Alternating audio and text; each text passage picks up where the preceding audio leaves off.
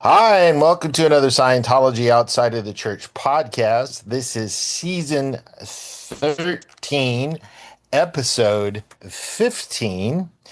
And the title of this podcast is going to be episode 5 of our continuing subsets series.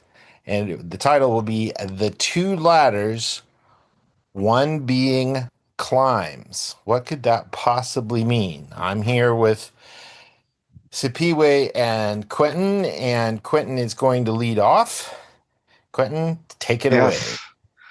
So this is going to be quite an interesting episode because, again, this whole series on subsets is to help you to understand how everything builds upon this recursive universe. If you go back to part one of this 6-part series and talking about the power of a recursive universe that we live in, what you'll start to realize is that, so in last episode, we took the lens down to the smallest single word on a page and everything above it that quietly stops loading when that word is went by with a misunderstood. Okay. And what happens when we skip a gradient? What happens when we go past a misunderstood word? What happens when something is missing from this recursive universe? I'm building up here. But what happens when all of these things start to kind of collapse in on themselves as you as a being tries to go through life? All right.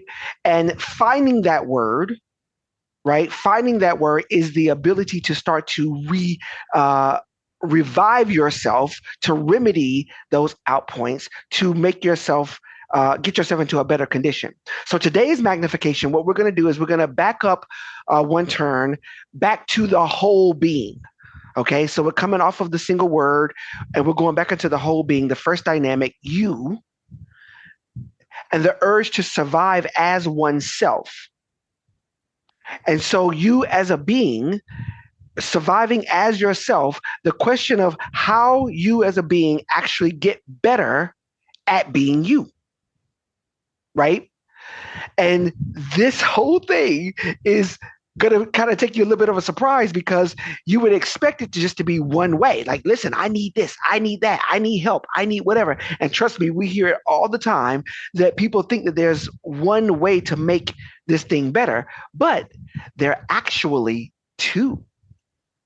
And the interesting thing is not that there are two ways, but rather neither one of them complete without the other.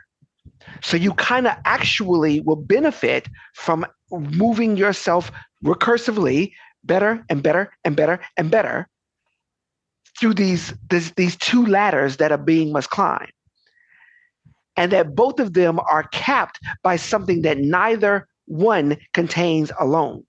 So this is going to be interesting. Yeah, I mean, the one lovely thing about this whole engagement is it doesn't require belief. So for this next hour or so, nothing here requires belief. Every specialist word or anything that we talk about is just words. You can actually clear them and understand what the words mean. But it's concepts that are so practical and so real. It's just what it is. That's right. And it doesn't require belief from the simple sense. Like if you're tying your shoe, it doesn't require belief in shoe tying magic or whatever. I don't know what the right word is. It doesn't require belief in shoe tying. You know that, we said over, under, around the tree, swing through the loophole, pull and see. That's how I learned how to tie my shoe, by the way. Over, under, around the tree. That's how you loop it around. Swing through the loophole. You put it through the loophole, and then you pull the two little rabbit ears, and that's how you get to tie your shoe. And so, as you go through this process, this pattern, what you'll notice is that it doesn't have to necessarily just start and stop here. It actually gets better, and you get more aware. Probably that's a better word, as you do it over and over and over again. So it gets better. Yeah, I mean, you would expect. But go ahead, Simphiwe. Yeah. No, I'm saying you would expect one route up, but with what we're talking about today is that there are actually two, and neither one is complete without the other. That's the whole thing with these subsets. It's quite amazing. And John, did you Jonathan, want I to think say? you're saying something. So yeah, go ahead, Simpui. Oh, That's fine. okay. So now we're going to look. I want us to look at like the story of the man who did only one rail. So you have two people, same subject, and two very different results. So the idea here is you have two people who start at the same place. One receives auditing for years. Now, for those who may not know what auditing is, it's basically processing in Scientology that you do, which actually helps you become more aware and it helps you become better as a person. We'll just put it that way. There's more to it than that. I'm just giving a basic outline of what the word means. But okay, so the first one receives this processing or this auditing for years, and he steadily, properly, with wins along the way, he does it, but he never trains. And then you have the second person who trains hard. He drills. Now, when we say trains, he actually learns how to deliver this processing, this auditing. So he trains hard. He drills. He practices and he studies and he audits others for years. So he helps other people for years, but he receives comparably little for himself. Both work. I mean, the one who actually receives, he gets better. The one who helps others, I mean, he does get better too. So both work and they both get results, but the result is not the same. None of the two get the same result. There's something missing on each side. The one who only receives has changes, but he cannot account for, he cannot explain, he doesn't know what changed. And he cannot reproduce that in anyone else. All he knows is that I'm doing a lot better than I was yesterday. I'm not as stressed as I used to be. I can talk to anyone on any subject now. That's quite cool. I don't really have problems anymore. I just look at them and have them disappear. He's gotten better, but he can't explain. He can't account as to why did he change or what actually changed and how it happened, and he can't do that for someone else. And then you have the one who only trained, and he can produce the changes in others with precision, like all the time. But he has areas in his own life that have never been addressed because he was always in the other. He's always been helping other people, but he hasn't been helped himself. Now, the obvious move that nobody makes is that if you put the two together, you would have a complete being, and it's not a compromise between the two options. It is the actual design. The reason people still argue about which rail is the real one and that each rail produces something so valuable that on its own it can be mistaken for the whole route. You need both to be a complete subset. So I don't know, maybe Jonathan could expound on that with your training and amazingness on the subject.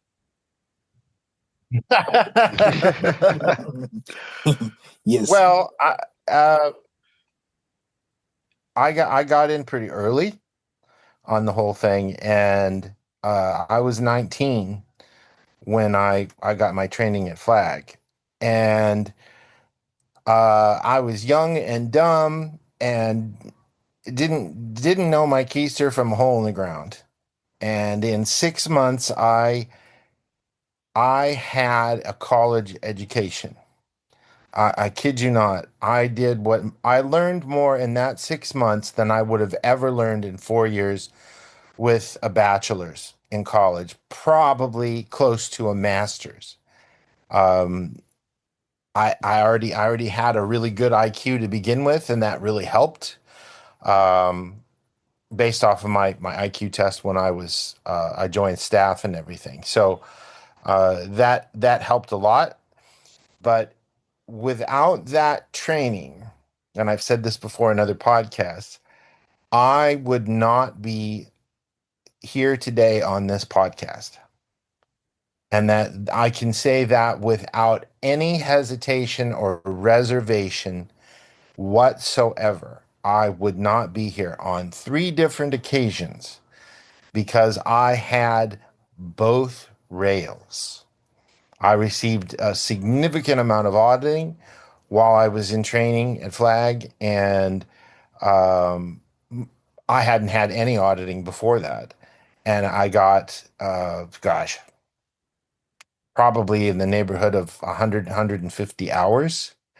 And at the same time, was able to pull off getting my training done. So I was a busy little bee on both sides of those rails on the grade chart, going up the grade chart.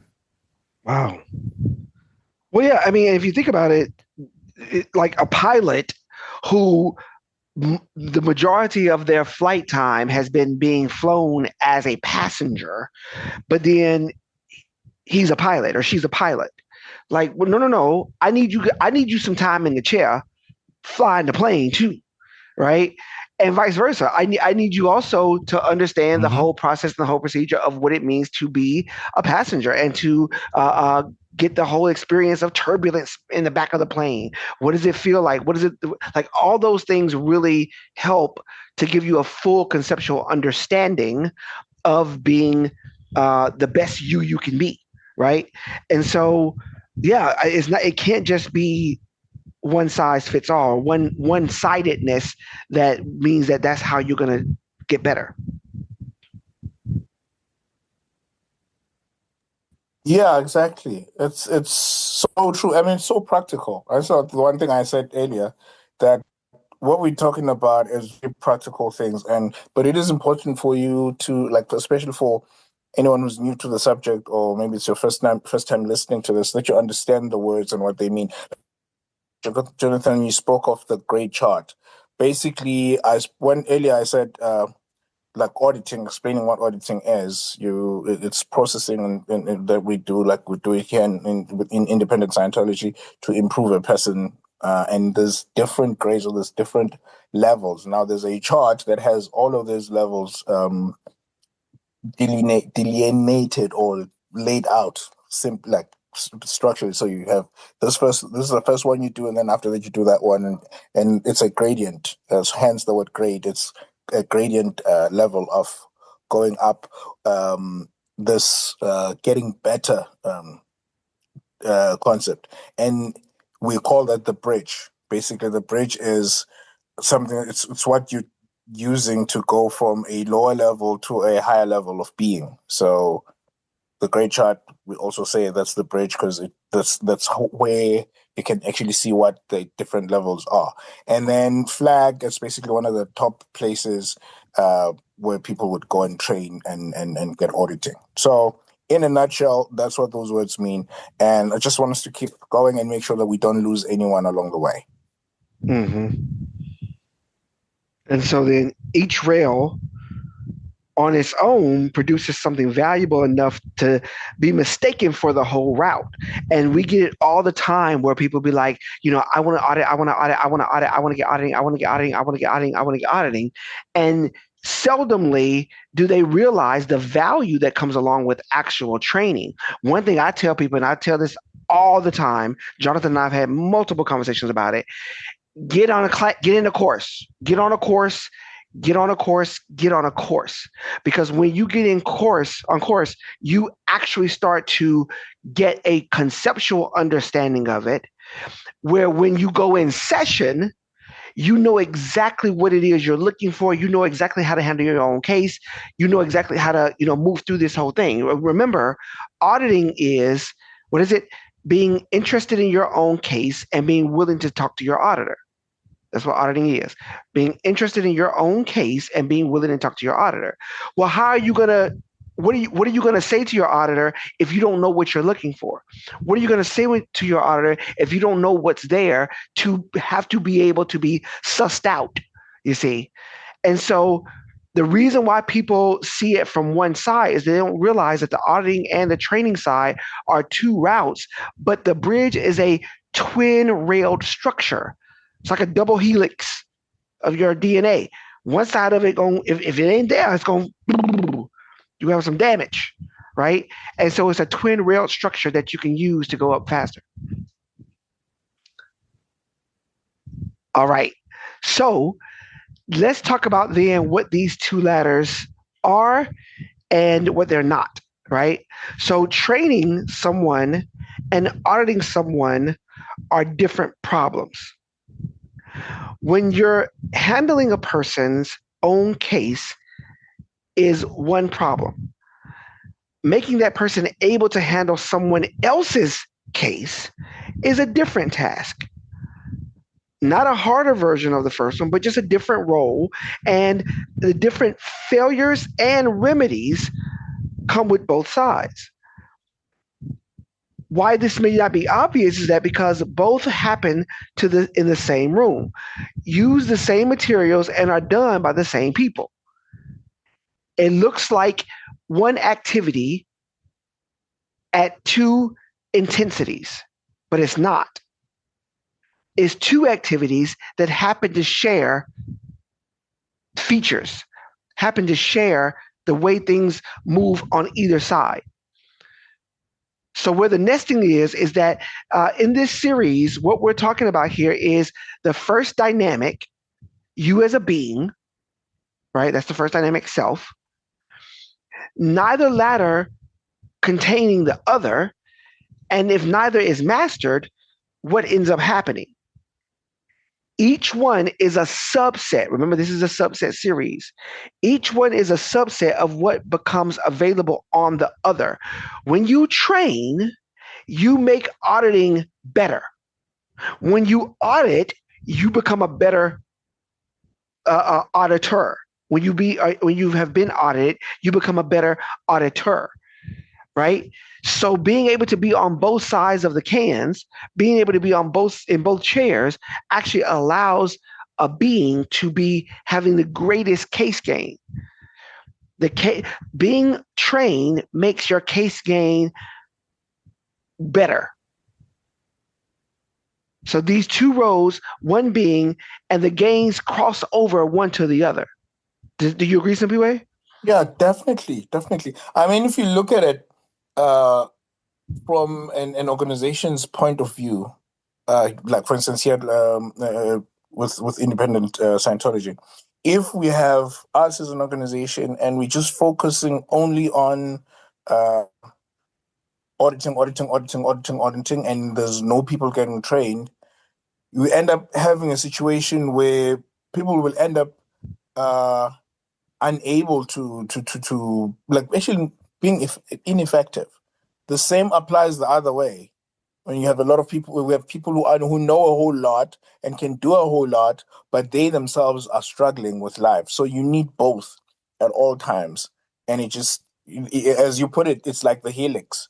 So Yeah. one side goes up, the other side goes up, and if you do that, it's nice and balanced, and it goes up very nicely. Mm-hmm. And when one of those is taken away, you could actually start to see where, listen, I feel better, like you said earlier, I feel better, but do you have the know-how to Mm, handle life? mm, Do you have the know-how to handle other people's case? When you're in a mhm. relationship, when you're dealing with people in your third dynamic, in your groups or whatever, are you seeing the dramatization playing out? Are you seeing this stuff? Or because a lot of times you could be interbulated. Interbulated basically means to be triggered or disheveled or thrown off by other people's stuff if you're not too careful, Mm. right? And so you just want to be very, very clear that the delivery, being able to deliver auditing as a trained auditor is just as valuable as being able to be audited. And when you do the two, boom, boom, boom, boom, boom, boom, you're actually seeing so much gain as you go up the bridge. Yeah, I mean, just looking at one of the steps on the bridge, I think it's grade 3 that handles change. Um, so change tends to be aberrative for people. When things change, it makes life difficult. A lot of people cannot handle change very well. Now, on the bridge, one of the steps deals with that subject, the subject of change, so that you're able to uh, deal with change without having yourself get all interpolated by it. Now, if you have a person who just received that level, they are able to deal with it and it's fine. But now the person who's actually received it and is also trained in delivering it. So he understands what in the person's case creates the problems that come up with the subject of change. Now, the same person with training goes out in his normal life, work life, say he's an executive in some organization, some business somewhere, or maybe he's got his own business. Now, knowing what change does to people, and he is now in a better position to handle the subject of change within his organization and with the people that he's working with. As much as he's not going to be auditing them, but he knows, okay, if now there's this new thing that has just come up, sometimes you find it's a good thing. There's a new technology, like we've got AI, and it's always changing. It was doing this last week. This week, the thing that you took you hours to do last week, now suddenly it's like 5 minutes. It's a change. And then there's people who are like, oh my God, this is going to take my job and all of that. People are freaking out. But the guy who actually, exactly, the guy who actually understands what actually change does in a person's case or the person's mind, he knows better. And he also knows how to handle his people. And if he has to go and sell change to other people, because it's what you're selling, if you're selling a service or a product, you're saying that, hey, dude, Yes. your car that you've been driving for the past 7 years, it's fine, but it's not good enough. There's this new car that just came, so you have to change. You see where I'm going with this? Now, Right. he is going to be at a better position to sell to the other guy this change, because he knows as soon as I say change, this is what's going to get triggered in this guy's head, and this is what's going to be happening, and the noise is going to be going on, and I'm just going to handle all of that commotion and give him the car, and then he's going to be fine. So it actually goes beyond, this is the thing I wanted to say, it goes beyond just the auditor's chair or inside the confines of the organization, but it actually goes out into real life. If you have been audited on that level and you are trained on that level, you are that much more effective, and it gives you an unfair advantage in the marketplace. That's what I want to say. I love that. I love that. LRH says in the 6 ACC Part 3 on June 18, 1954, he did a summary on training and processing. And he actually said, then training and auditing auditors is an entirely different problem from not training, but just auditing. So he actually stipulated that training and auditing auditors is an entirely different matter than not training and just auditing, right? Just receiving auditing. So he was actually summarizing after years of doing both at once and stating that the finding flatly, there are two problems, not one. For in this episode, we're really talking about how the bridge is a two-railed structure. And it's a single sentence that kind of goes all up and up and up. And it comes from LRH, who had solved both of them at the same time. This is the reason why the bridge looks the way it does. This is the reason why you have the grades and the reason why you have the classes of auditors or the level of auditors. This is the reason why all that's there. So Simphiwe? Yeah, exactly. Yeah, I mean, you have this bridge and you've got those two rails, and they produce two different products. So the person being audited is brought up from the wider dynamics and worked at the first dynamic, his own case, his own track, as far as he can go. And the person being trained is pushed up the other way into the third until he can handle another being in front of him. Now, third dynamic is groups. So first dynamic is just himself, but now third dynamic, when you're training to be an auditor, you have to now deal with someone else. So you're moving into groups.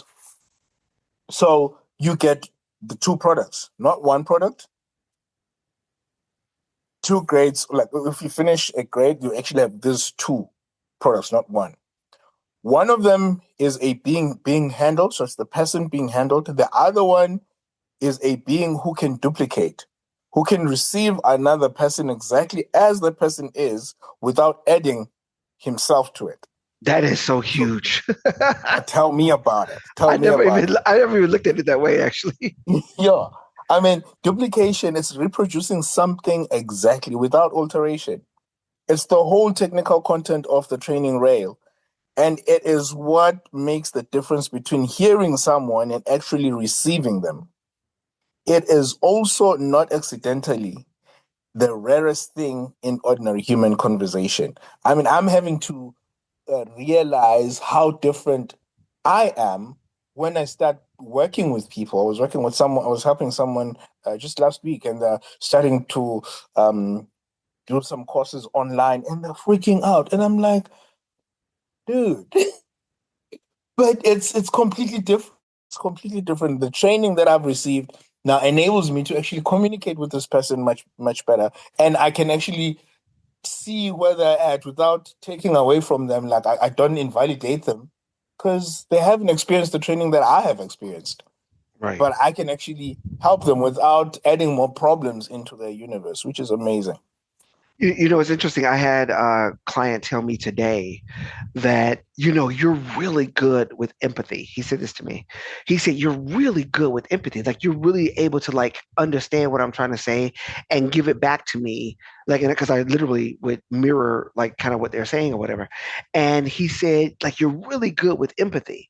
And I kind of chuckled because I've always been not that great with empathy before going clear.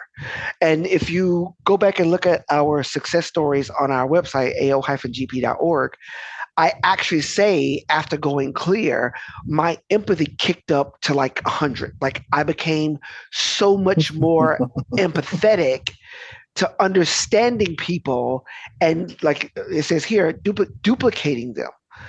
And what that does is that actually has a person feel seen and heard and duplicated so that they don't have to keep dramatizing over and over again. I hope y'all get this. This is all about subsets, because how many times have you been in a situation with a person, a relationship or whatever, and how many times do we have to have the same argument in a different way? How many times do we have to go through the same thing over and over and over again? And it's like, you're not hearing me, or they feel like they're not being heard.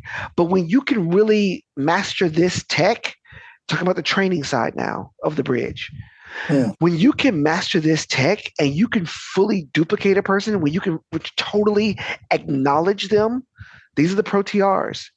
You can totally acknowledge them. You can give them, what they actually need in that moment so that they don't have to keep dramatizing. It actually ends off wars. I don't know. That's so true. That is so true. Jeez. Yeah. You look at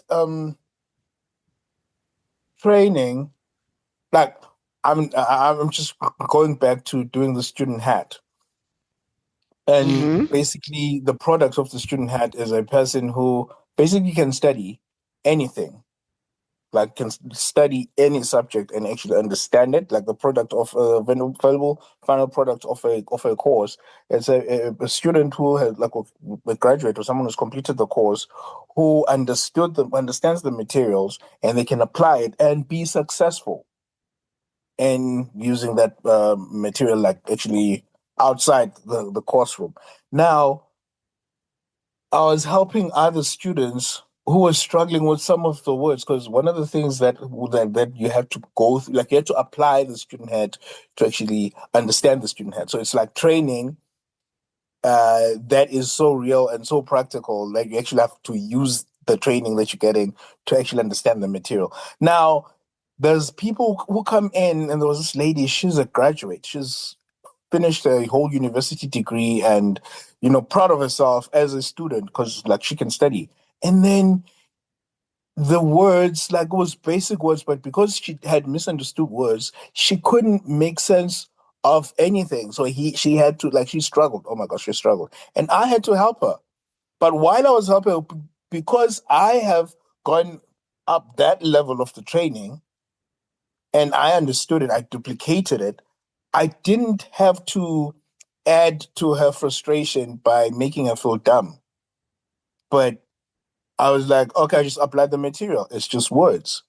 So let's look at this sentence that you're reading. Like, oh, this stuff doesn't make sense. Okay, what do you not understand? Like, what does he mean when he says World War II? I'm like, okay, World War II. What is World War II? Like, I don't know. I think it was. I'm like, as soon as it says, I don't know. Like, okay, fine, it's no problem. Let's look it up. Open the dictionary, and we look it up in the dictionary. Like, oh my gosh, you mean the whole world was at war? I'm like, it's in the word. But as soon as she understands that, she goes back to reading the material. So, oh, this stuff is so interesting now. Lights up. But now what happens there, I have actually duplicated my level of understanding in her, because now she knows that all she has to do is, well, apply this material from the student had, the study tag. If it's words, look it up. Now she does that and she starts studying just as smoothly as I'm studying. So there's that duplication right there. There you go. Yeah. Yeah. So with this, when you understand case gain versus training gain, and I don't know if that's a technical term, but case gain versus training gain, duplication is the product of training. When you are a well-trained auditor, you can duplicate a being so well that they don't have to keep dramatizing their issues over and over and over again, and they actually get case gain themselves. Hope you guys understand this. Hope you guys understand why an auditor is such a valuable being, per LRH, such a valuable person on this planet. Because when an auditor is well trained, whether they're in session or not, you can come up to a person and you can totally get them to no longer have to dramatize their issues and their stuff. They can calm down. They can get into a better condition. And this happens to me all the time. All the time. Yeah. Just with good two-way communication. LRH says that two-way communication can be therapeutic. And so with good two-way communication, you can get a being to like stop dramatizing, stop playing. Dramatizing is the Scientological term of that. But really, I want to say it this way, but, being dramatic or, when somebody's just, man, you ain't nothing but drama. I'm just joking. And one thing that hit me this morning on dramatizing, yes, it's a Scientology term, but what it's describing is you have something has happened in the person's life in the past, God knows when, and then the common word we use is he got triggered. So something happens in your present time universe or wherever you are at the time that triggers the thing that happened 10 years ago. Say 10 years ago you had a nasty breakup with a partner. It could be boyfriend, girlfriend, or even just friend or whatever it is, but it was a nasty breakup and they betrayed you, and you've survived for the next 20 years or so, and then someone comes today and says the exact same thing that was said by that guy or that person. Happens all the time. And then suddenly we say you get triggered.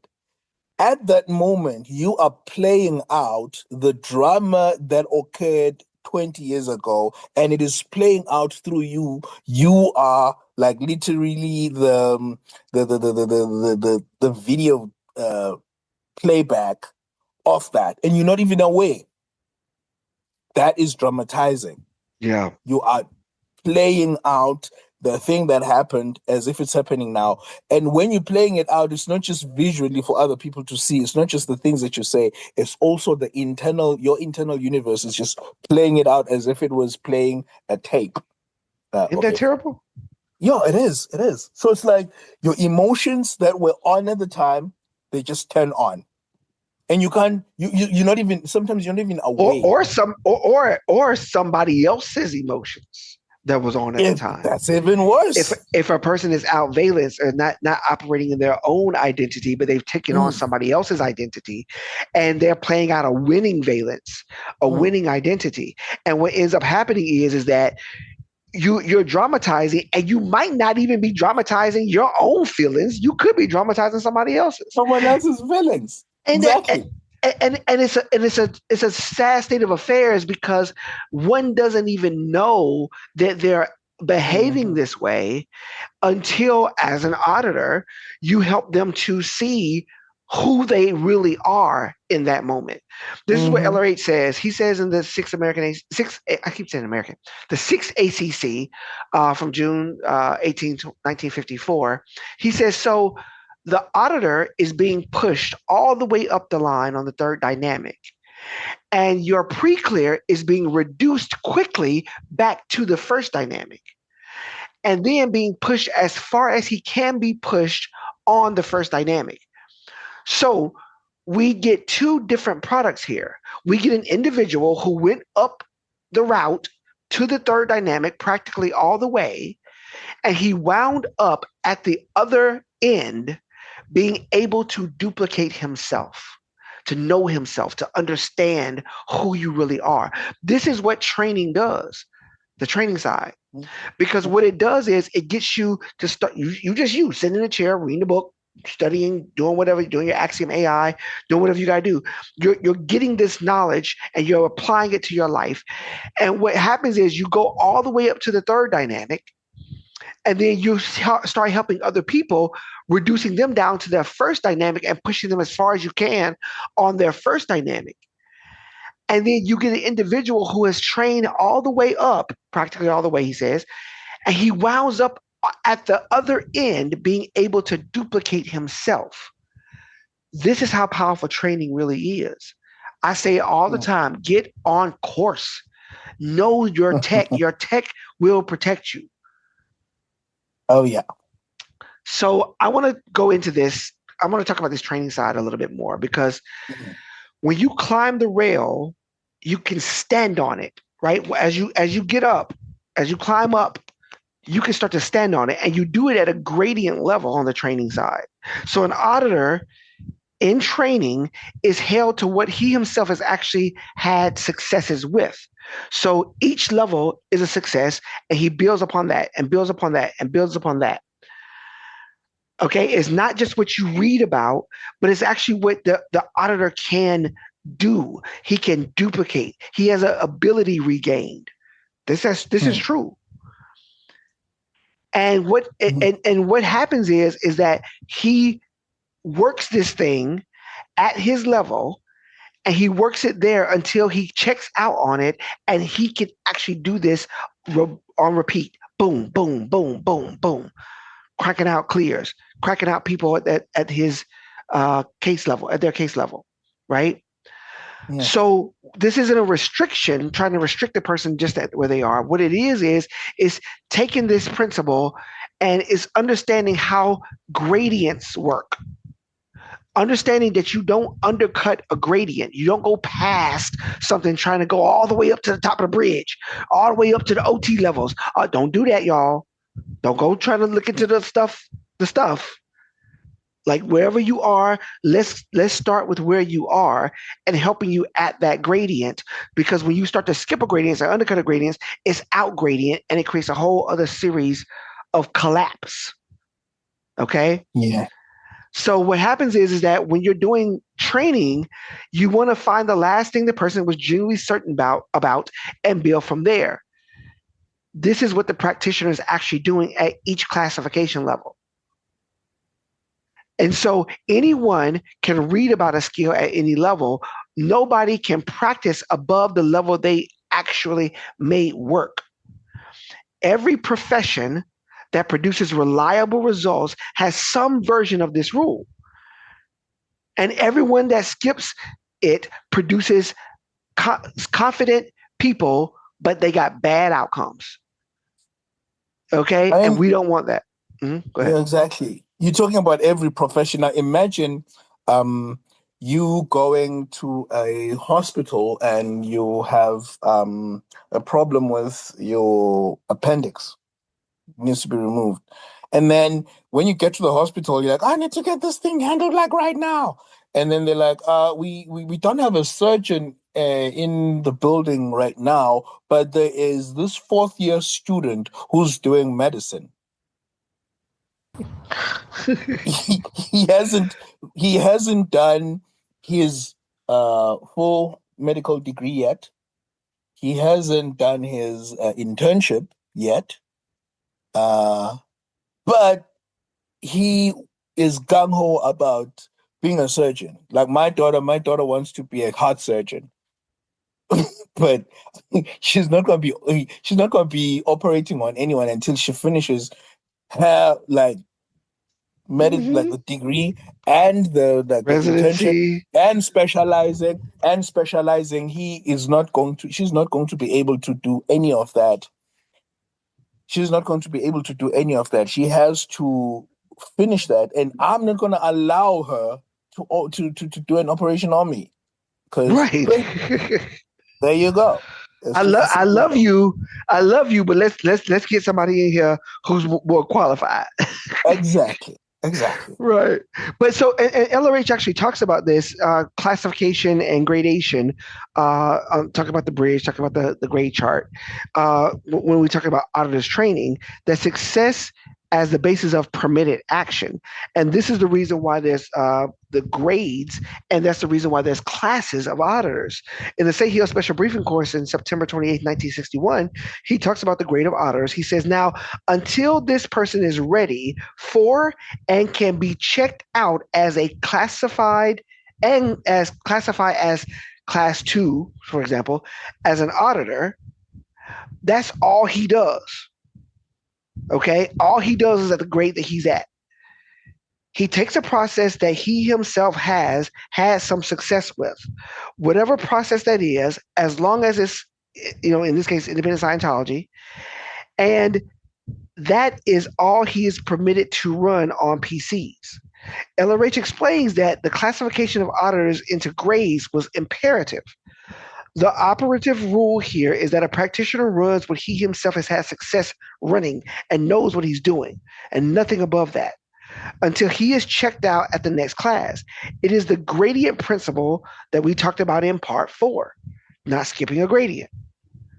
And now it's considered a part of professional competence as you become a auditor, a professional auditor.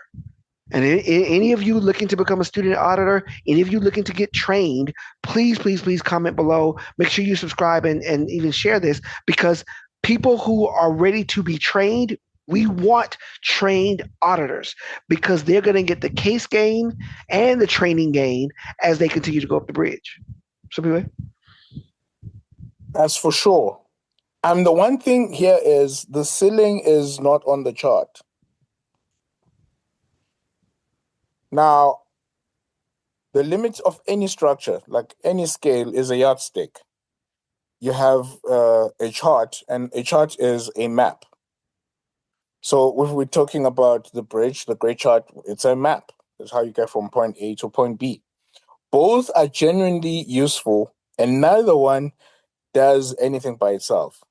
So somewhere above, the whole apparatus sits a being deciding whether to apply it, and that decision is not a rung on any ladder. You can pour order into an organization until it can no longer move. The planning matters, the structure matters, and at the moment of action, none of it substitutes for a person willing to act. Once the thing is joined, it is initiative that decides it. Like we're talking about, if you want to train, it's going to require your initiative. You have to say, I want to do this, and I'm going to do this, and then I'm going to do whatever it takes. So the one thing that is true here is that the honest end of the series is basically at the. So what we're looking at here is the first dynamic. The two ladders are real. The gradients are real. The height a being reaches on them is set by his own considerations about what is possible for him. The structure will take you exactly as far as you are willing to go, and not one rung further. Now we're looking at confronting. And it is also the best news in the subject because a consideration is a thing that a person can change. Yes. And this don't have to be metaphysical or spooky.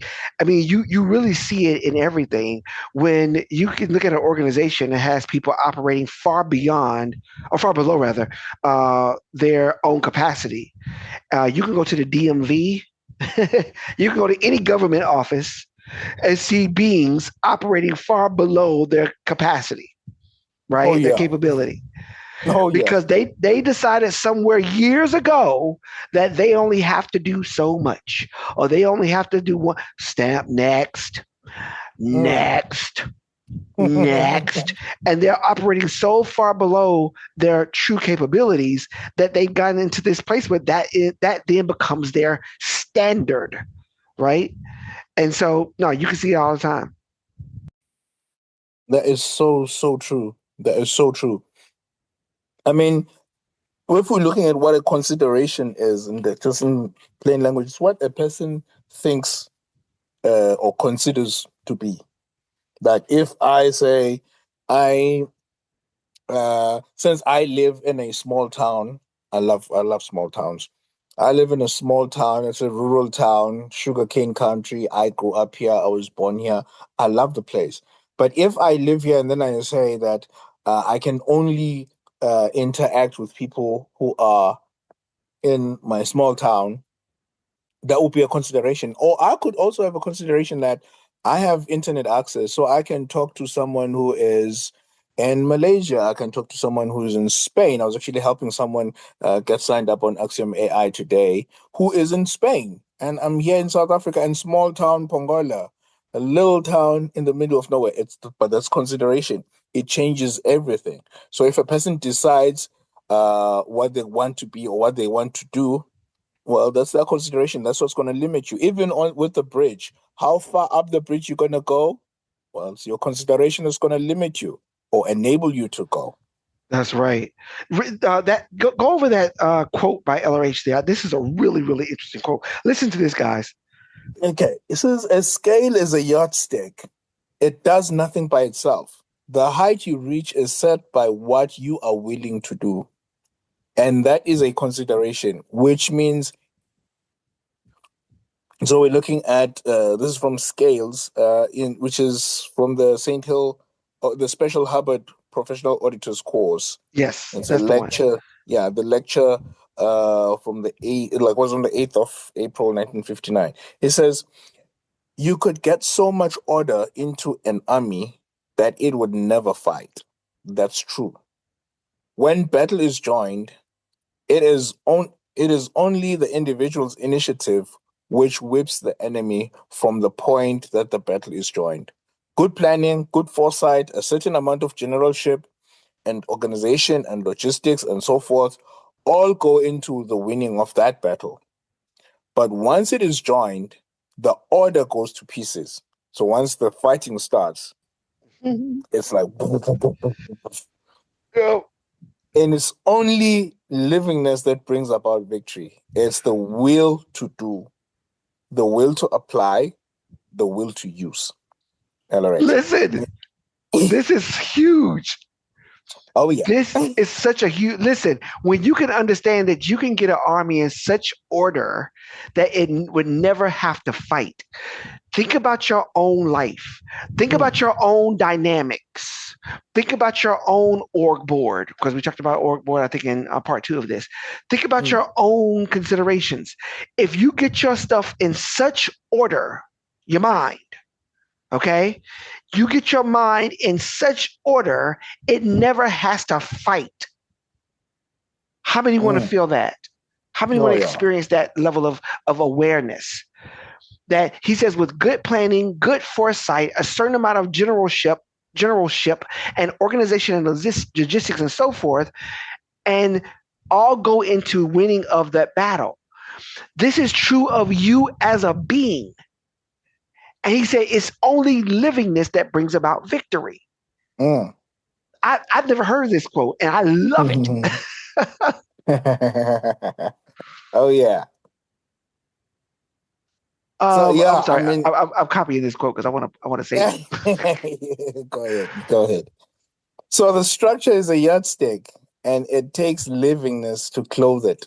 At the end of the day, livingness has to come into play. For this Yes. episode, that is the ceiling. The two ladders are real. Neither of them supplies the will to climb. That comes with you. Yeah, and I think this is real because, and one thing that I've always tried to do with independent Scientology, and this is even with dealing with my selectees, people that I invite into taking a look at independent Scientology, I always try to make it about their livingness. If you guys have listened to this podcast, I mean, Scientology is a very technical subject. And so, and having studied independent Scientology the way I have, I can communicate it to you from a point of livingness. And that livingness is what you're applying. You're applying this to life. You're applying you to life. Scientology, independent Scientology helps you become a better you. And then you can apply better you to life to make it better, if that makes sense. So this is a real phenomena. And I want people to really get that if you get nothing else out of this, get that your livingness is the way to win. And we want that to be your victory. Oh yeah. And this applies in life. It's not just special knowledge just for science application and the subject of independent Scientology. No, it's general living. You look at cooking. Say I'll just make an example with cooking pasta. Uh, if you have the idea that I'm not Italian, so I can never cook a nice pasta dish, that's what you're going to get because that's what your consideration is. That's your willingness to actually do or get into livingness with the subject of cooking pasta is that low. There's no confront, there's no desire to even learn. So it's not going to be there because you've already told yourself, I'm not Italian, so I'm not going to be able to cook pasta.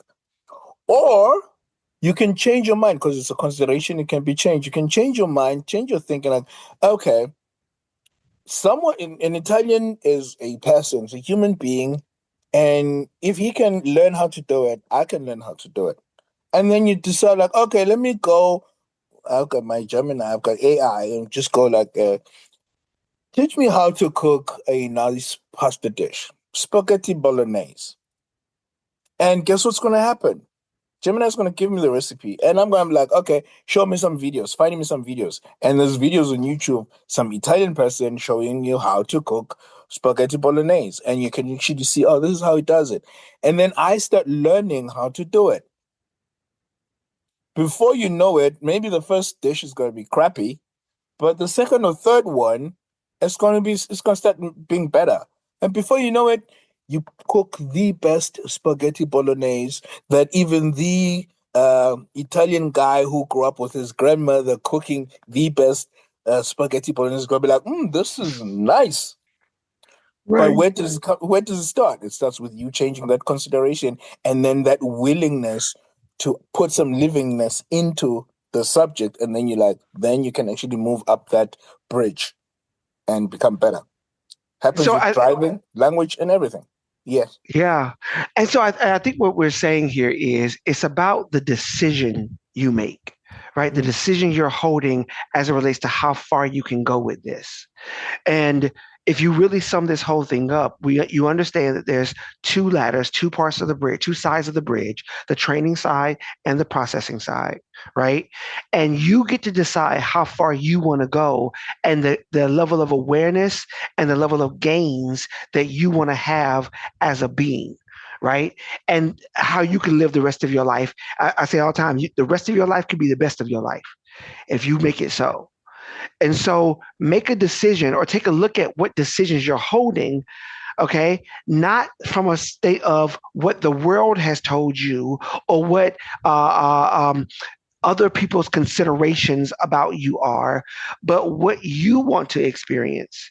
And review that again, write it down even. This is the reason why we have you do the admin scales as one of our gates in independent Scientology, because the admin scales show you what your goals are, what your purposes are, what your process and your plans are, all that stuff. It shows you all of these different aspects of what you're trying to accomplish so that you can start to evaluate for yourself what your decisions, what your considerations are about going up the bridge. You see? And that way you're applying this to yourself as an individual, and your considerations are changeable. Your considerations about yourself are reviewable. You can go over this. We can look over this with you, and we can help you make better considerations or new considerations for yourself about what it is that you really want to experience. So in closing, what I'll say is this, is that the two rails are here for you. And the bridge is not a staircase. It never was. The bridge has always been these two rails that you gain by crossing, boom, boom, boom, boom, by crossing over each of them and climbing both. That's the way it was meant to be. What sits above both of them is not another level, but it's the person who has decided that it is possible to be clear. It's possible to be operating Thetan, OT, some of the highest levels in independent Scientology. It's possible for me. One thing that we've done here in ALGP International is made it possible no matter where you are in the world. 18 countries that we have serviced people across 18 different countries, making it so that you can start to go up the bridge based on your own self-determinism. And it's havable. And so everything in this series so far, talking about subsets, everything in this series so far has been about structures. It's been about understanding the structure of things in this universe. And it's culminating, we're not at the end yet, but it's culminating to a point where we get to hand you back to you. Because you are part of this universe, by the way, subsets. Okay, you're a part of this universe, and we get to hand you back to you, and we get to give you your life back in the sense of understanding how I can do this, how I can start with just one course, how I can start with just doing some Axiom AI actions right there on my phone, how I can start by getting on the bridge and doing my Purif and doing remote auditing, how I can start. So write these considerations down about yourself, what it is that you really want to experience. And next week, as we get ready to close out this series, what we're really going to talk, I think Jonathan said he even has some more parts to it, but we're going to talk about how to magnify this thing, and you get to a view of this where you start to see all of this stuff playing out the way it should be for you. So on behalf of Simphiwe and myself, Quenton, I'm so excited that you are here today, because this right here is bringing it all together, where you see why all these different subsets in your life, go back and listen to part 1 through 5 now. Go back and listen to all these 5 parts and see how each of them builds on everything and why we do the things the way we do them at ALGP. Anyway, we love you, and there ain't nothing you can do about it. And may your life never be the same ever again. Peace. Yep. Peace.